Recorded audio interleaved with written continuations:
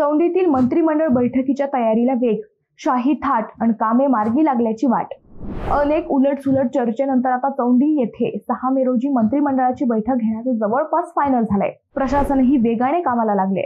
मंगळवारी जिल्हाधिकारी डॉक्टर पंकज आशिया व पोलीस अधीक्षक राकेश ओला यांनी चौंडीला भेट देऊन पाहणी केली। मोठी जंगी तयारी सुरू झाली आहे। मंत्रिमंडळ बैठकीसाठी चौंडीत 3 हेलिपॅड उभारण्यात येणार आहेत। त्याचबरोबर उन्हाच्या कडाक्यामुळे मंत्र्यांच्या बैठकीसाठी वातानुकूलित कक्ष राहणार आहेत। अहिल्यादेवी यांच्या त्रिशताब्दी वर्षानिमित्त मध्य प्रदेश सरकारने अहिल्यादेवी यांचे सासर असलेले महेश्वर येथे मंत्रिमंडळ बैठक घेतली होती।